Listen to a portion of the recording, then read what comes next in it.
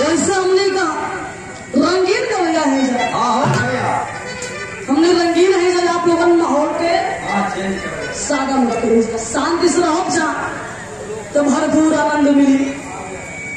हर तो मास्टर हम बतौले यहाँ के जब पूजा पाठ हो जाला तो प्रसादी बटाला ना, तो प्रसादी लेके आई हुआ जा। हाँ जरूर भैया। नंबर तो हर भैया कहाँ लेके आई हुआ, सही सही बताइए भैया। अगर बाद में ठोकी है ए भैया, ए भैया, ए भैया, बाद में ठोकी है, ओके बाद में ठोकी रहेगा। यही से तो कौआ के हमारे जिला का हुआ कौआ के जाके जौनपुर में अब समझ गए क्या लेके लो भैया। अगरबत्ती लिचिदाना है, अगरबत्ती लिचिदाना है, मनो लमका है गलका है, क्या है, क्या बात है भैया। भैया तो हम कुछ लेके आए हुआ, कहाँ ले आए हुआ? अरे भैया रोज वाला कहाँ है? नारियल है, बोला तो ऐसे हो जैसे लगा था ठेला पर बेचत हुआ। अच्छा तो हम नारियल कहाँ को है ये बतावा? ये बड़ा तुमको है? अरे पहले वाले कहीं रहा रहो। आज अपने बाबू के वो ले बना। अरे इनका बाबू संत आदमी हो महाराज। अरे कितना संत हो, हम जाना कहीं चला अपन काम करो। दू बना दिया लिंगा, यानी वो इनका बाबू का है।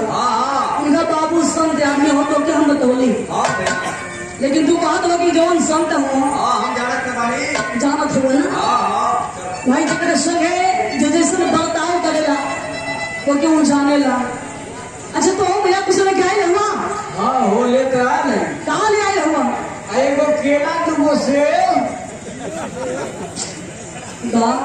बहादुर बड़ा वैसे ही इतना चुनरा के कहा हो कि हाँ एगो केरा और दूगो सेब। अरे बाहर तो स्टाइल। अच्छा तो हम सुन के लो भैया। हाँ भैया कहाँ ले आए हो? अरे हम क्या छुरी ले बने हो बाबू, छुरी लेके आए हो? काहे बताए हो? अरे इन लोग काटब ना।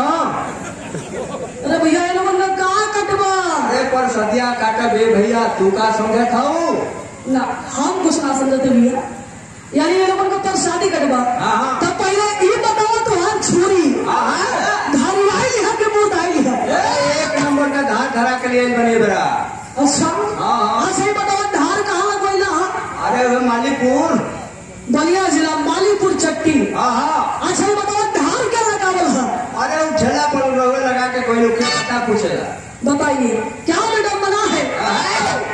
बताइए क्या मैडम बना है? वो धार वाला आया, वो धार वाला आया और इनके सामान में की छुरी में तो हर सामान की छुरी न तो सामान में धार लगौलस तो बहुत हो कि सामान की छुरी। अच्छा इस सामान या छुरी में अंतर कहा ही बताओ। छुरी हमें लम्हार न दिया। गजब आदमी हो, सामान तो हर कैसे बा, सामान तो हर कैसे नहीं बताओ। अरे छोट का हो भैया, वैसे बड़न में जती कहा कम बोलना ज्यादा समझना। मैं कहो कि छुरी हमार ना मार सामान हमार चलो भैया हम अपना छुरी से ये लोगों ने प्रसादी के काटा हम जनता में बांटो, प्रसादी के काटा हम बांटो। आप लोगों के देखे के बाद कि पूजा निगम कैसे प्रसादी बांटेगी। मास्टर ए भैया प्रसादिया काटा है लोगों का, इनका नारियल जो है भैया समस्या ने कहाँ समस्या नारियल में दबावत छटके लगा हो। तो अब हमारी बात सुना, इनका नारियल के निकालना खोला झोला में से जो नारियल पर बार होकर सफा नोचा वही में छुरी निशाना साथ के मारा खच दे जैसे पानी गिरियो को रोक के पी जाए। वाह कैसे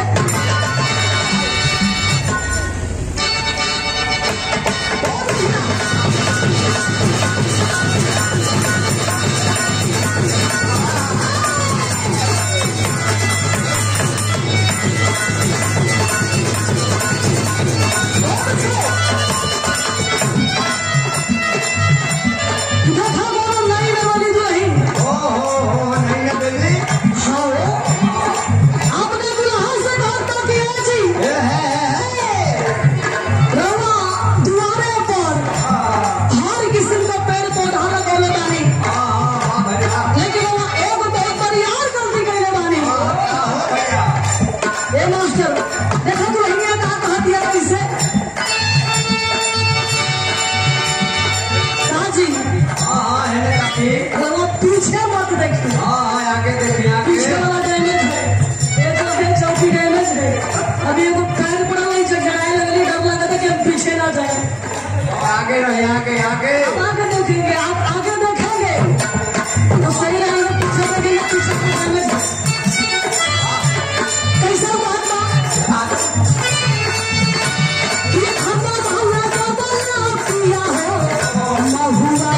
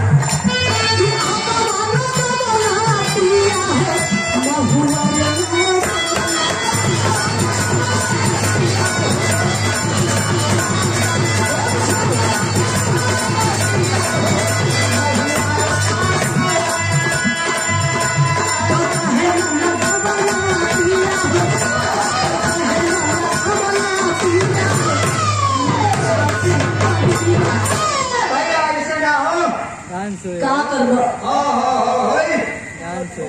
ये लोग में हरा गए हुआ मेरा के हो जाए क्या कहल चाहत हो जाए जैसे रोज होला वैसे ना जय बिना मेरा हो जाए जैसे कैसे रोज हो जाए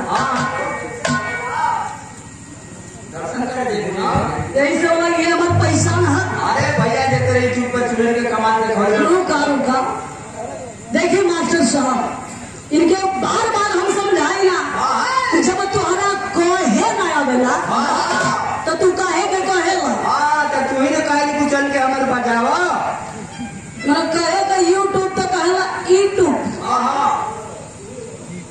तो तू ही स्पेशल में हमारे बजावत हुआ तो सबके बड़ा दूसर के